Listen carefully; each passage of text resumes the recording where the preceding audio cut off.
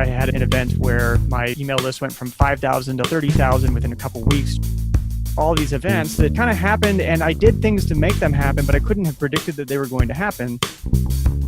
So I wondered to myself, how can you make black swans happen?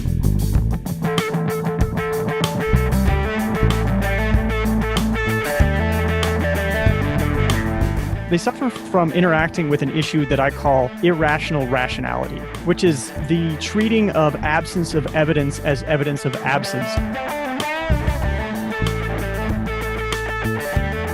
It always really turned me off, the whole A/B testing obsession that there was in Silicon Valley. Well, yeah, if you can use machine learning to do that, well, then that's even more reasons for you to try to ignore those activities and then look for the activities that are low investment but uncertain outcome. That uncertain outcome may be a very positive outcome.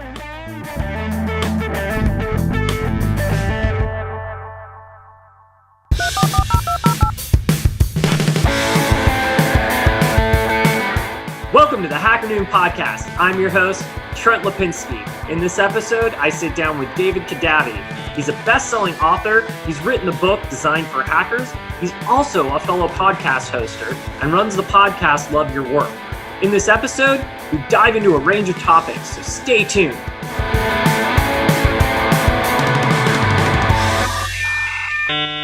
Hey hacker, sorry to interrupt this great podcast. It's David Smook, founder and CEO of Hacker Noon, and we're raising money for the first time, and we're doing it from the people.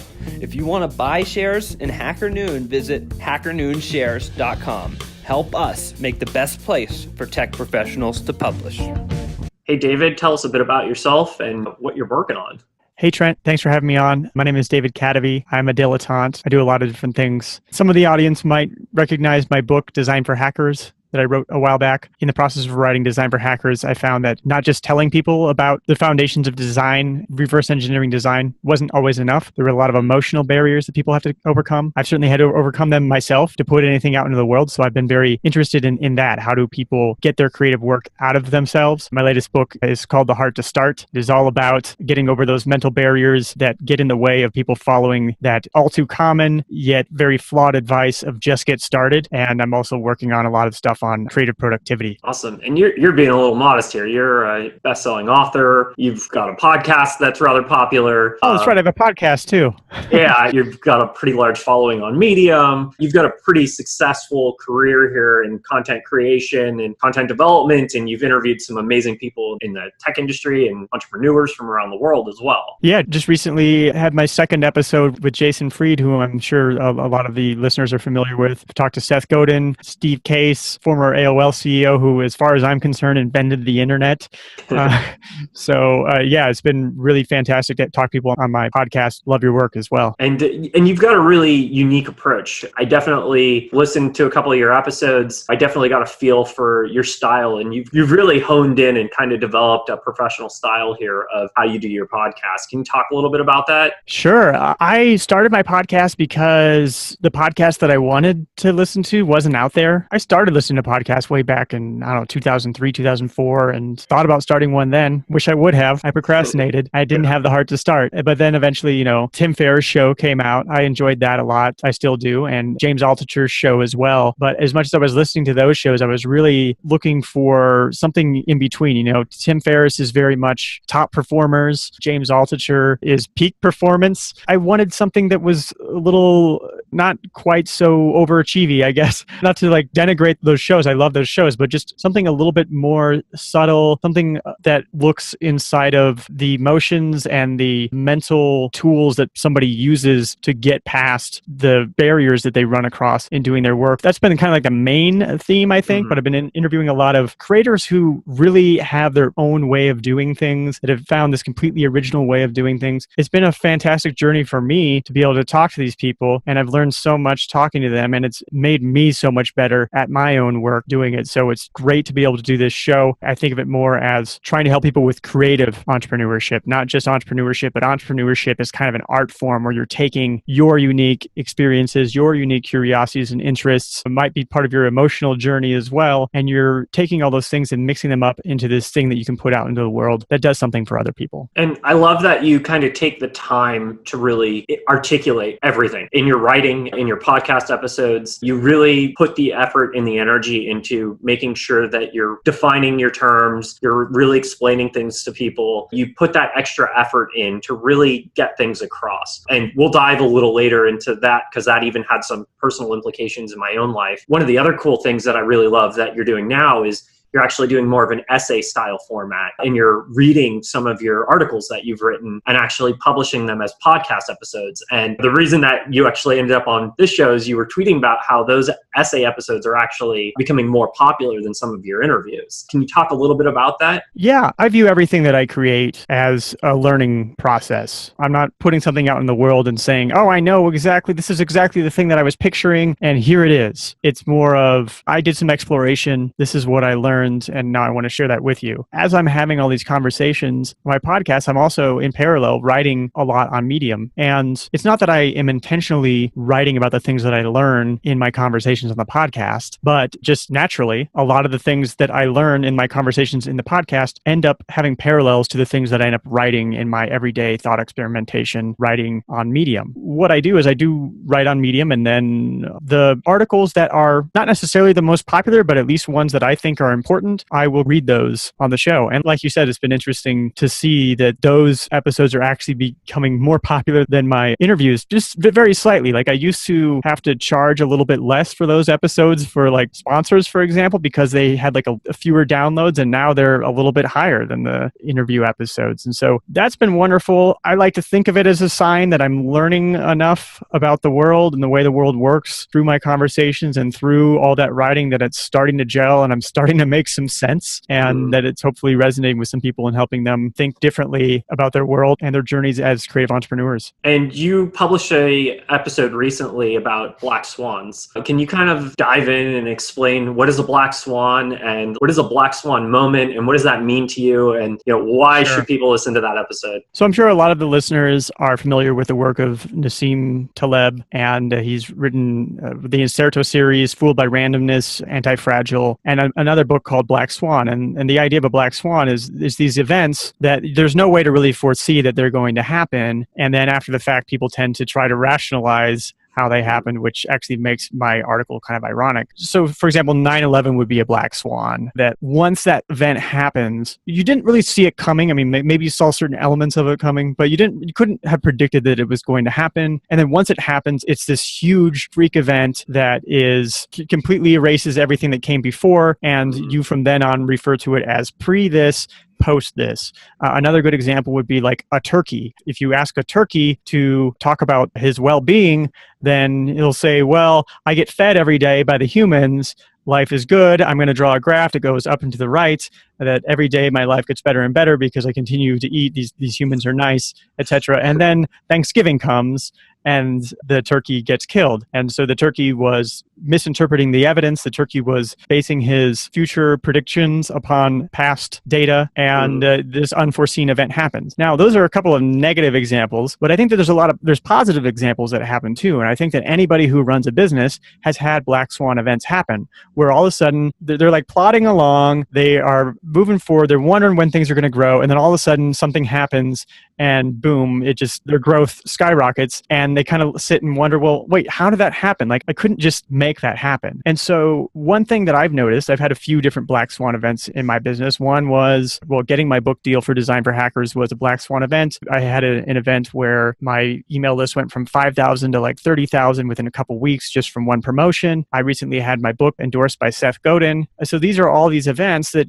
they kind of happened, and I did things to make them happen, but I couldn't have predicted that they were going to happen. So I wonder to myself, well, how can you make black swans happen more often? Which, like I said, is a little bit ironic because they're supposed to be difficult to predict. I don't think that you can follow certain steps and a black swan is going to happen, but I do think that there are principles that you can follow that can increase your chances of a black swan happening, such as there are some activities through which you're pretty sure there's not going to be a black swan. You can sit and A/B test your landing page all day long, or you can sit and tweak your Facebook ads all day long, and you're probably not going to have this sudden event come from that. I mean, I guess I could be wrong. I don't know that much about Facebook ads, but you're not going to have this sudden event. 10-20% increase, maybe. Yeah, maybe you get like a little bit of increase, but you're not going to get this 0 to 1, to quote Peter Thiel. You're not going to get this 0 to 1 event happening where all of a sudden, like, oh, well, that just completely changed my business. Now everything is pre this and post this. But there are events that you can take where you do something and you're not really sure if it's going to work, and you can make these small investments. And sometimes you have these things that you can try and you're not really sure, maybe this will work. Like me sending my book to Seth Godin. Like, well, is Seth Godin going to endorse my book?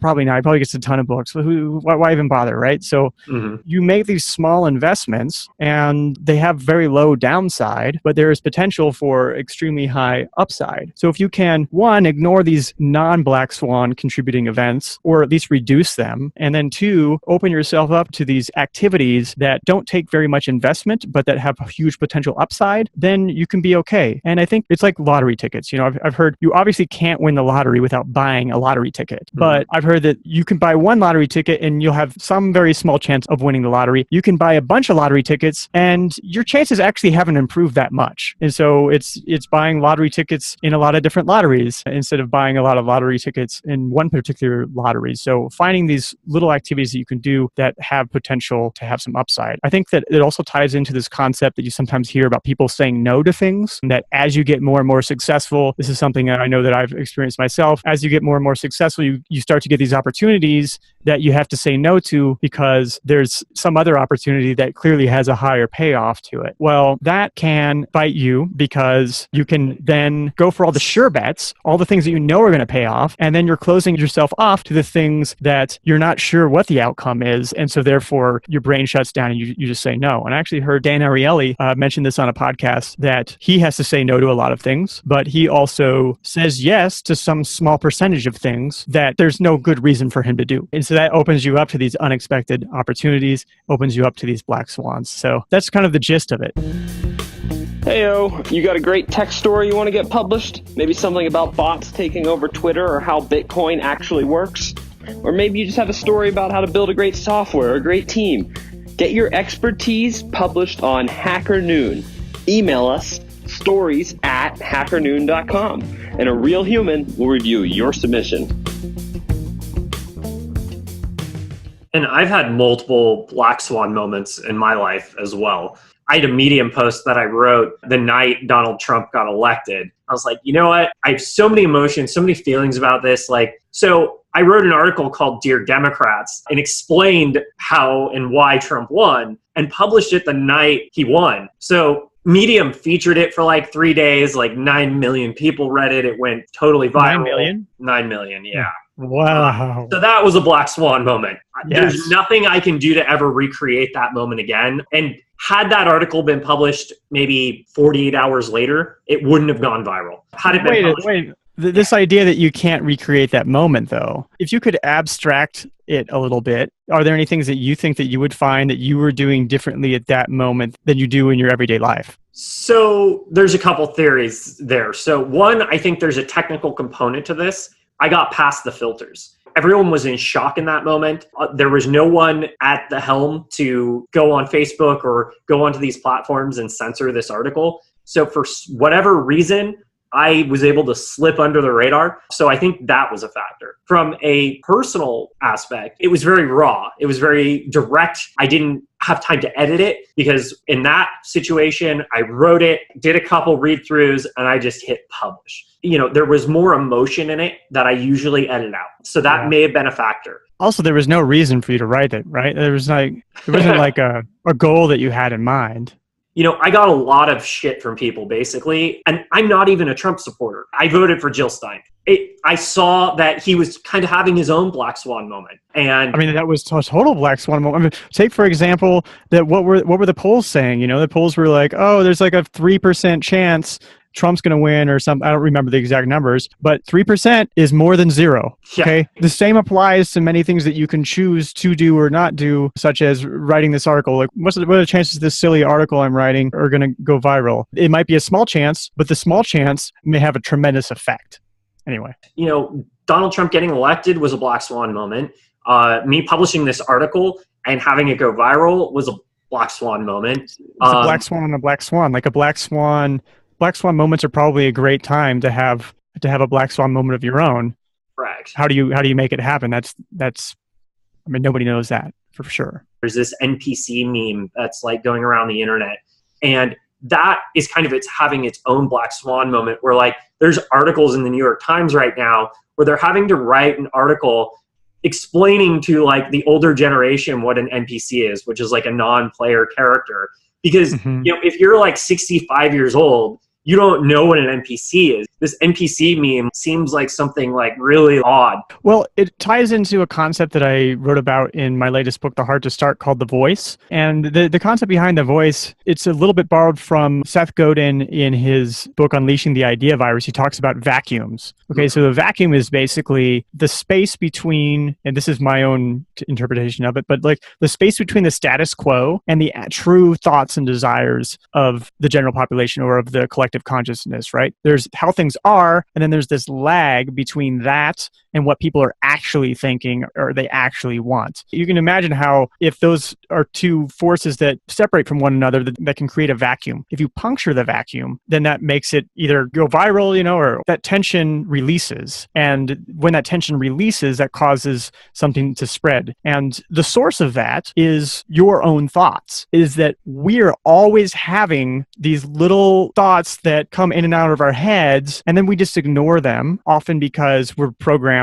to not want to stand out, or we're just not in touch with it. We're not doing the creative practice of getting in touch with that and exploring those thoughts from time to time. What happens when you go see like a comedian who tells this fantastic joke? You say, oh my gosh, like I've thought that so many times, I just never put it into words. That's why a song becomes a hit. That's why a movie touches people, because it gives voice to things that they have already thought and experienced. And so that's actually, I think, a great source of black swan type material, is really to just be in touch with what's going on in your head. You just told the objective, I haven't read your article, but I assume you just told the objective truth about this thing without much concern about what people were going to think about you based upon that. And it did hurt your relationships in some way, but that's what resonates with people, because we want somebody to get up there and say the thing that we're thinking. There's actually been analysis on this, and a lot of it has to do with emotion. And actually, the emotion that a lot of people resonate with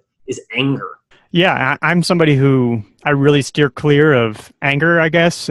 Just in my general day-to-day life, I try not to be angry, and I also try not to use it in my own writing. I try to play the long game, I guess.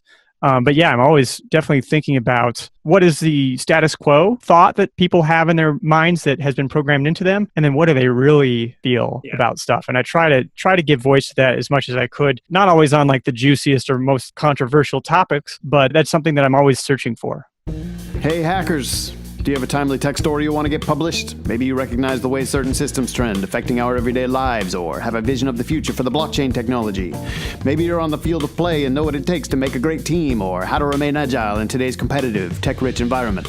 Share your expertise with the community at large on Hacker Noon.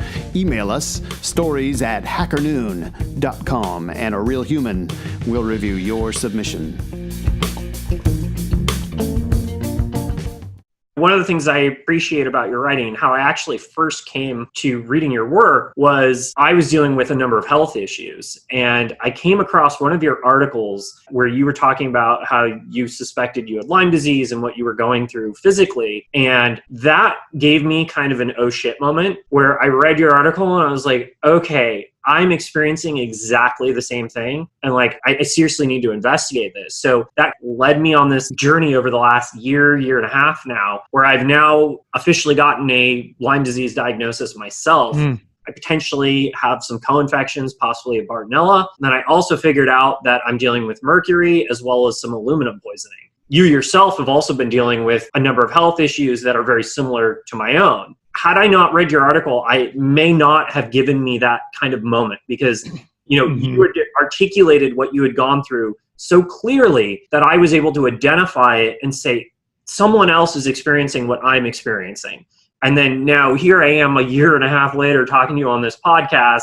And I recently just published, my own series about my own health issues with the intention of, can I help other people and have that same kind of moment that you helped me have? Being honest, being direct, being objective, and talking about, the things that we're experiencing, and then putting that out there in a way that's original and authentic helps people connect and helps people going through something like figuring out, hey, maybe I have, this disease or this condition or whatever. So can you talk a little bit about what you've been going through health-wise? And actually, I would first love to talk about how what we have been talking about so far ties into all of this. And that being that I didn't really realize at the time, I had never read any of Taleb's books at the time, but it was an anti-fragile black swan producing thing to write openly about my struggles. And in part because there's this thing in society, and I want to preface anything that we say before with this as well, because I know it's a hacker podcast. There's lots of engineers, lots of very rational people. They want to see studies that say exactly that this thing is happening or that thing is happening. And the things that we're about to talk about, such as Lyme or mercury exposure, especially from metal fillings,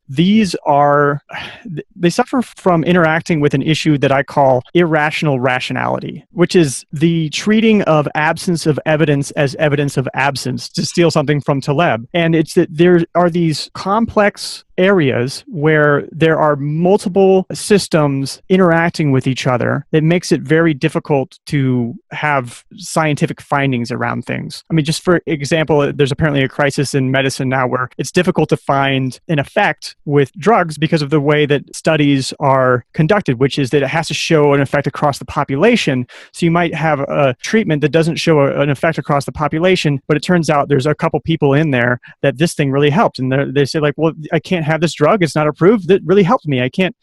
We all have different DNA. We all have different genetics. And so there are these things such as Lyme or mercury from dental fillings where maybe across the population, they haven't been able to find certain things. But when it comes to you, correlation is more important than causation in a way. And that if you try something and it works or doesn't work, and then you stop and you repeat that process, then you can start to find things. And I will also say that because of the complexity of some of these things, because of the unfalsifiable nature of some claims that are made in these arenas, they're also ripe to attract charlatanism. Mm-hmm. And so that has an effect then of giving those things a stigma, where anybody who thinks of themselves as somebody who appreciates rationality just kind of shuts off and says, those people are crazy. There's this, that, and the other thing, which is, it's weird that I'm even saying this because there actually is science to support, for example, that metal fillings cause health problems. There's a great document from the Swedish government from about 2002 or so, just totally outlining like, yes, mercury does get released from metal fillings. Yes, some people are more sensitive to it than others, etc., etc. So it's laying out the entire case. So it's really strange when you see this resistance from people sometimes. The argument that I bought for the longest time was, oh, mercury is in metal fillings the same way chlorine is in table salt, because chlorine is sodium chloride. It is a chemical bond, and so it's not going to make you sick. Well, I don't know everything about it.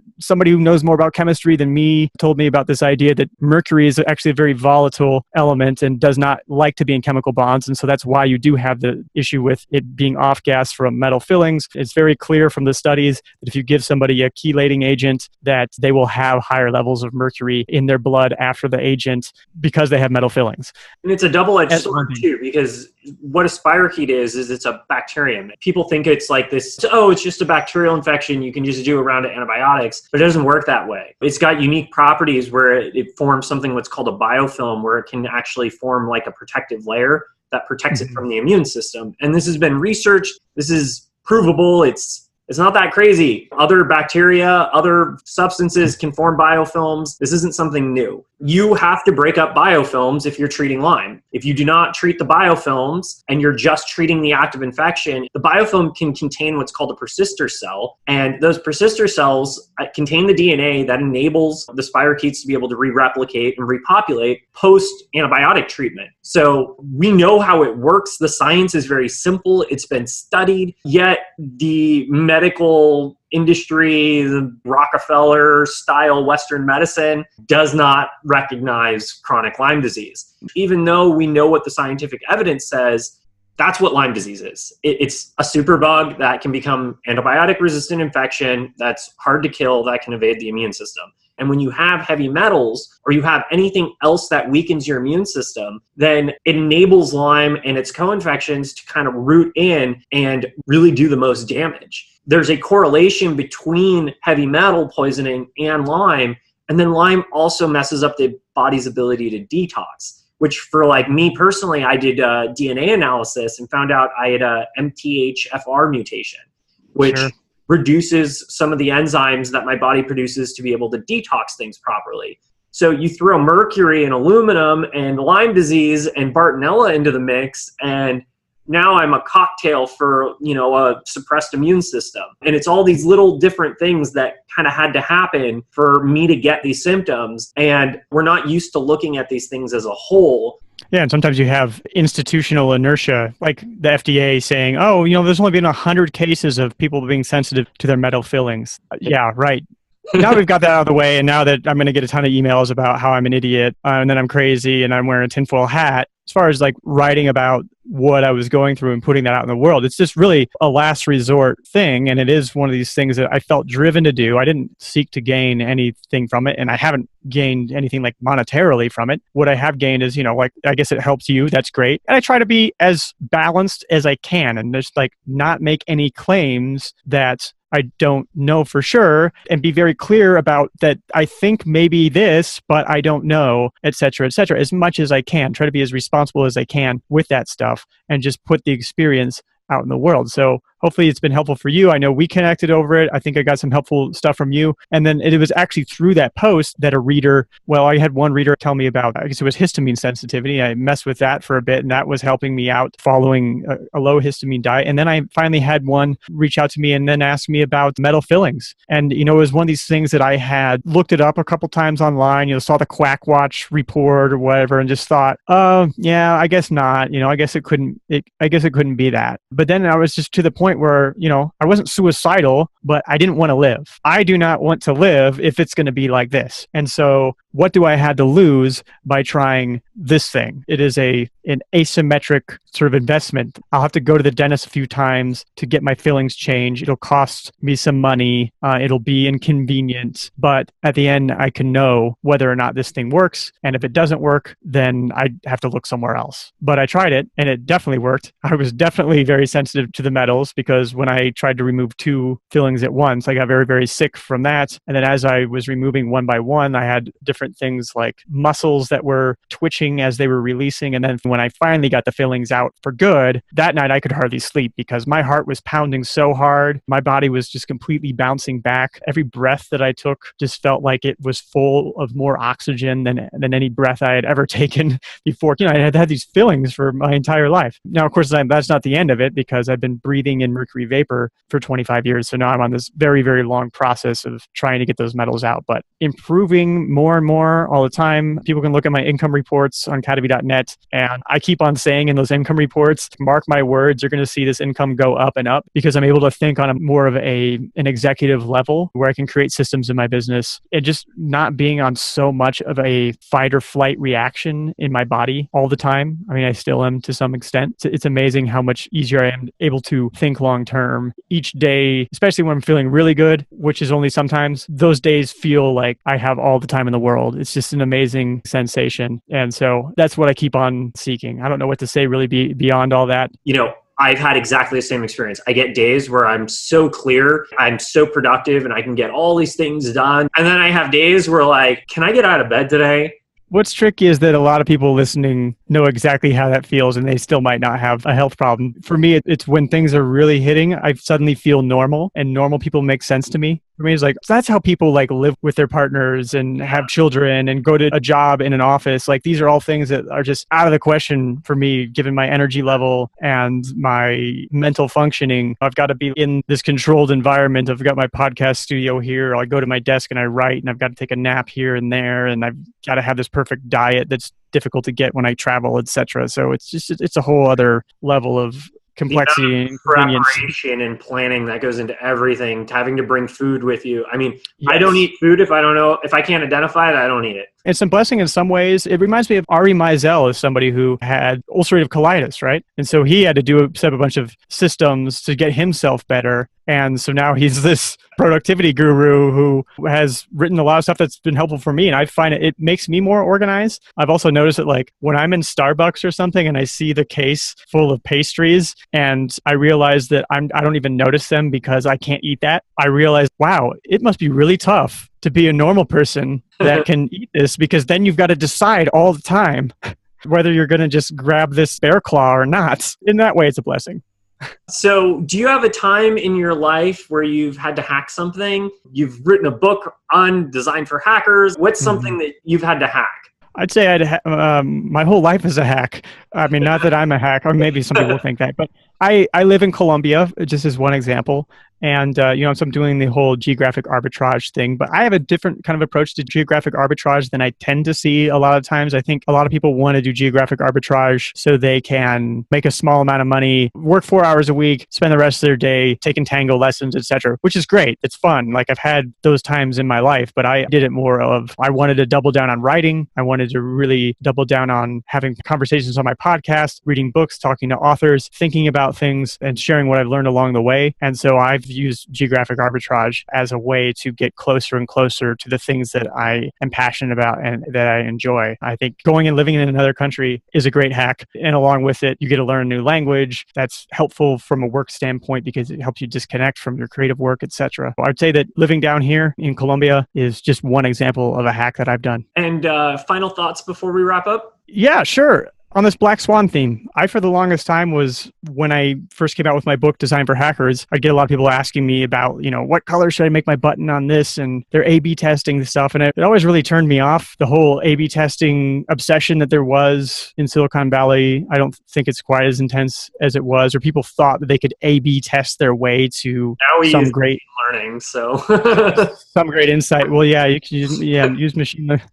So, well, yeah, if you can use machine learning to do that, well, that's even more reasons for you to try to ignore those activities and then look for the activities that are low investment but uncertain outcome, because that uncertain outcome may be a positive outcome. Awesome. And where can people find you? People can find me at my podcast. You're listening to this podcast. You probably listen to podcasts. So go search for Love Your Work and you will find me. I'm David Kadavy, and I've got conversations with Seth Godin and James Altucher and Dan Ariely, tons of great creators, chefs, dancers, etc. Also, Kadavy.net is my general blog. You can find income reports, my podcasts, and links to my books. And then also I'm very active on Twitter at Kadavy.